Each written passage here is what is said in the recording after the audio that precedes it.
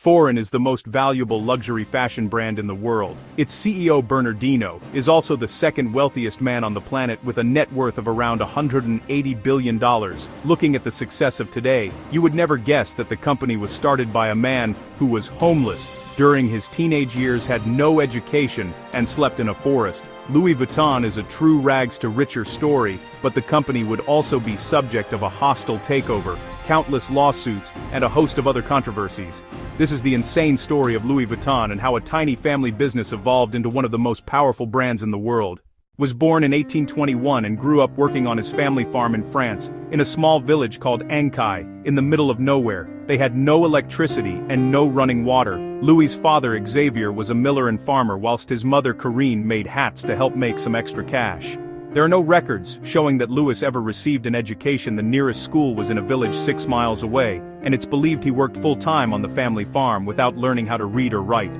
Louis would have been working in the fields every day, from dusk till dawn, just to make enough food to help feed his family. Needless to say, the Vuittons were struggling financially, and young Louis was born into a situation that should have doomed him from ever having a bright future, and then things got much worse. Louis's mother died when he was just 10 years old, and his father quickly remarried another woman, but Louis's new stepmother was incredibly controlling and manipulative towards him, and he constantly got into fights with her, and so when he was just 13 years old, he ran away from home with plans to go to Paris. He slipped out in the middle of the night without even saying goodbye. There was just one problem. Paris was 225 miles away, and Louis had no money or food, so he was forced to walk along dirt roads. Most nights he slept in the woods with an empty stomach and just a cloak to keep him warm. Every time he ran into a new village, he would do odd jobs in exchange for food or coins. However, there have money left over for housing, so he continued to sleep in the woods or wherever he could find shelter for the night. Through these various odd jobs, Louis was able to pick up skills from craftsmen, and he learned how to work with metal, stone, fabric, and wood. This collection of various skills would later transform his life, but at this rate, travel was incredibly slow. It took him 3 years to reach Paris. Not long after he arrived in Paris, Louis was able to work as an apprentice boxmaker and packer. Boxmakers would make custom-sized boxes for clients as well as pack and unpack them whenever a client was about to go on a trip. This job allowed him to meet many people from the upper class who were looking for custom-made luggage for their travels, and Louis worked here for several years, learning the craft and working as hard as he could. In fact, in 1851, the Empress of France ended up being a customer and took notice of his fine craftsmanship. She appointed him as her personal boxmaker and packer. For most boxmakers, this would be the highest honor anyone could ever achieve in their career. Louis had gone from a homeless teenager with nothing to his name to now working a prestigious job amongst royalty. That was a massive achievement on its own. But Louis Vuitton had an even bigger vision for his future. After getting married, when he was 33, Louis used his savings to start his own business and opened up his own box-making workshop in Paris to begin selling his own products. You see, Louis had noticed a major flaw in the luggage of the day. All of the boxes were made of leather and had rounded dome-shaped tops so that rain would roll off. The major issue was that it was impossible to stack them, so packers had to carry the boxes one by one. Louis began experimenting with different materials to use instead, and found that canvas was lighter, durable, and more water-resistant, which meant the trunks could have flat tops instead. This made everything more efficient. It was now possible to stack them up in a pile and pack multiple trunks at the same time, and they were also more compact. Louis's new suitcase design brought on the dawn of modern-day luggage. At this point, Louis had already built up his professional reputation as well as connections to the upper class. So once he launched his new line of luggage, it was immediately a huge success. He even created a Louis Vuitton catalog so customers could view products and order them to be made and delivered. Within 2 years of creating his new suitcases, they were considered elegant must-have accessories among the wealthy and became a status symbol. The brand became so popular that he was receiving orders from around the world. He even began receiving orders from royals as far away as Egypt in 1859. Louis made enough profit to hire a team of craftsmen to help fulfill his orders and opened a new workshop outside of Paris where he hired 20 employees. Around that time, more and more people were beginning to travel by train and boat, so the number of his potential customers increased exponentially. Traveling was no longer a hobby exclusive to the rich. People from all walks of life were now in need of high-quality luggage. It would seem as though Louis had made it and would go on to succeed for the rest of his life. Unfortunately, that was not the case. France was heading to war, and tragedy was about to strike once again for Louis Vuitton. Before we get to the next chapter, I have a question for you. Have you heard about the sneaker company Vessi? Now here's the thing, if you get caught in the rain wearing sneakers, normally your shoes can get ruined and your feet are going to get soaked. But today's video sponsor, Vessi, has the solution with their 100 waterproof sneakers that will keep your feet dry no matter what the weather. I've been wearing my own pair of Vets for a little while now, and they're actually really comfortable. I've also found them useful for travel as they're so lightweight, but the best part is they're made from Dymatex, which is a dual climate material, which will keep you cool in summer and warm in colder weather. So it's a great investment as you can wear the shoes all year round. Plus, if you use the link in the description and enter code MAGNATES, you'll get 25 off your pair of Vessi shoes. So if you want a comfortable, stylish sneaker you can wear in all seasons, check out Vessi today by clicking the top link in the description below. That's Vessi.com. Magnates with the promo code MAGNATES to get your discount today. And after you've done that, let's get back to our story. In 1870, when Louis was 49 years old, the Franco-Prussian War broke out. Louis had to flee his home and live in a cramped shelter with thousands of others. Food supplies were extremely low and he feared for his life. When Louis could finally return to his shop in 1871, everything was destroyed. Windows were smashed, equipment was stolen, and he had lost everything he'd worked so hard for. But instead of giving up, he decided to use his savings to rebuild the business and vowed that it would be even better than it was before. With so many people displaced from the war, there were far more empty shops available for rent throughout the city, so Louis Vuitton took advantage of this by opening his new shop in a much more wealthy, aristocratic location in Paris. It was perfect because it was right next to the railway station and the Grand Hotel, so travelers who needed new luggage didn't need to go far to find the Louis Vuitton store. By 1872, he came out with a brand new design, luggage made out of a beige canvas with stripes. This became incredibly popular and people loved showing off the modern style. Many other brands tried to copy his style, but his boxes were such ridiculously high quality the customers still preferred a true Louis Vuitton bag. For the next 20 years, Louis continued to work at his new shop in Paris until his death when he was 70 years old, but his legacy was able to live on through his son George, who took over the family business. George sought out to expand the brand globally, such as opening a popular store in London. At this point, Louis Vuitton luggage was so popular that many other box makers were beginning to make counterfeits. So in 1896, Georges Vuitton brought out the now iconic LV monogram to make it harder to copy. The LV were his father's initials in honor of the man who started the brand, but he also came up with the idea of adding a revolutionary new lock on the trunks that would make it impossible for thieves to pick them. By the year 1900, the company had 100 employees, and it continued to grow year after year. All of the employees were trained for a very long time in order to become expert box makers. Even to this day, Louis Vuitton employees train for 18 months to 2 years before they're trusted to make one of the products on their own. The company also began to expand into a whole new line of product because of another fashion icon, Coco Chanel. In 1925, she commissioned a small dome-shaped handbag, the Alma, which later became massively successful and led to more small leather bags like the Speedy. Georges Vuitton died in 1936 and the company was then passed over to his son, Gaston Louis. However, Gaston took over the company at a very difficult time because in just a few years France was once again heading to war.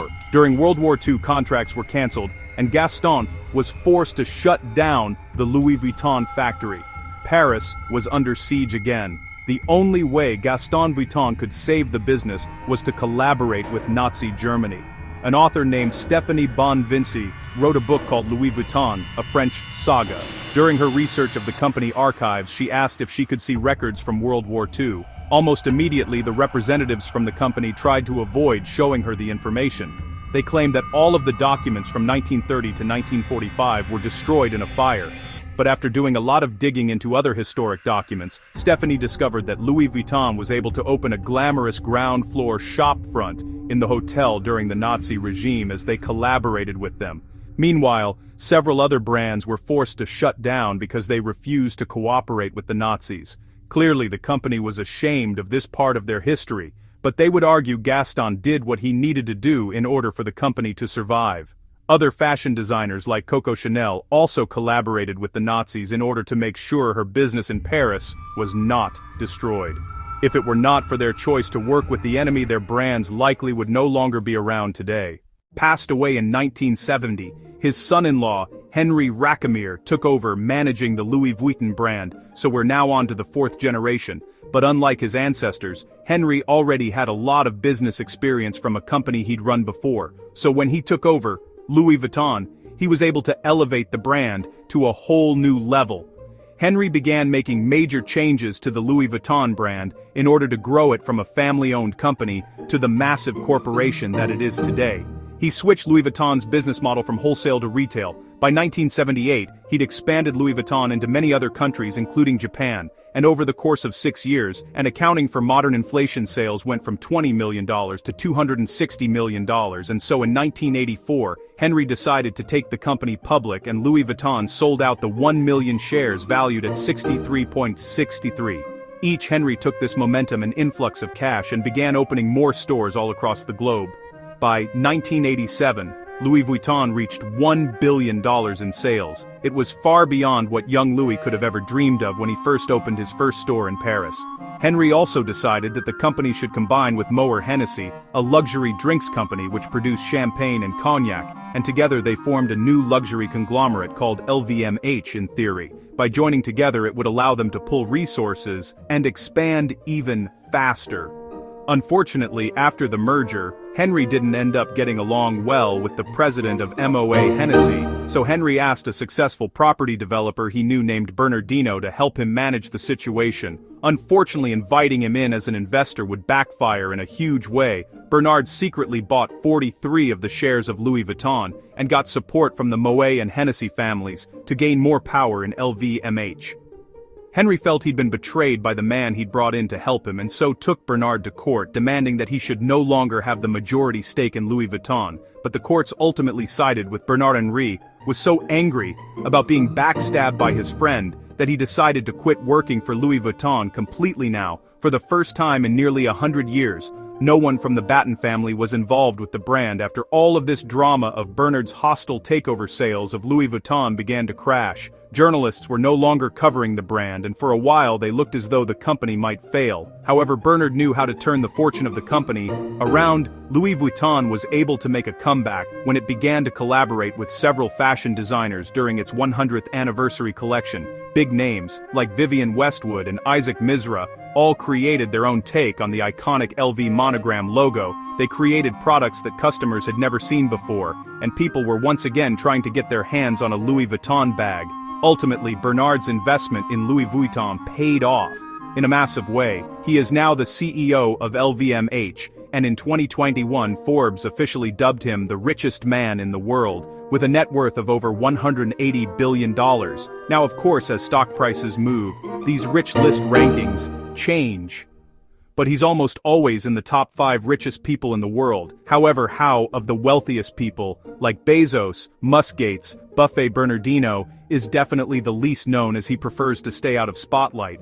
What we do know is he has such a ruthless reputation in business. He is known as the Wolf in Kashmir, which is why today, LVMH has over 70 different brands it owns through all of the acquisitions of mergers. Bernard has pulled off this one company owns so many of the most luxurious brands in the world, and yet it all started with a broke homeless teenager. In the modern world, Louis Vuitton continued to expand its brand with new colorful styles that resonated with a younger audience. In 1997, Marc Jacobs became the creative director. He designed the first ready-to-wear line, and also created the popular monogram, Vernis line, of handbags. Marc Jacobs also expanded LV into watches, jewelry, and sunglasses, although he eventually would move on from Louis Vuitton and come out with his own line of clothing and accessories. Of course, the company is not without its issues.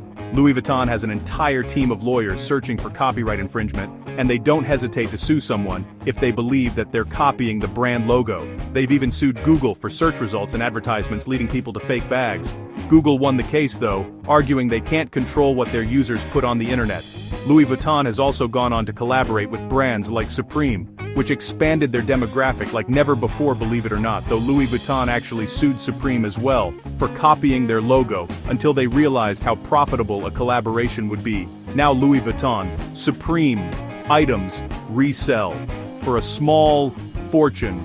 For example, the leather trunk is on sale for $125,000, or even an LV Supreme hoodie is over $5,000. Of course, the counterfeit problem Louis Vuitton had since the early days of the business is still an issue for the brand today. They estimate that every year they lose hundreds of millions of dollars to counterfeit versions of their products. However, even after being in business for 168 years, they don't seem to be slowing down anytime soon. Louis Vuitton continues to be a brand that many people aspire to wear, and it's a staple among the rich and famous. Currently, they are the #1 fashion brand in the entire world, valued at $39 billion, with more than 400 stores. You can find a Louis Vuitton in nearly every major city around the globe. But what do you think of Louis Vuitton? Do you think it's overpriced by all the hype? Or do you feel that the quality of the products justifies the massive price tag? Comment below, and then make sure you click on the next video in my series of luxury brands, which is the story of the orphan who built Rolex, and answers the question, why is Rolex really so expensive? The Rolex video is the perfect video to watch after this one, so we'll hopefully see you there. Cheers.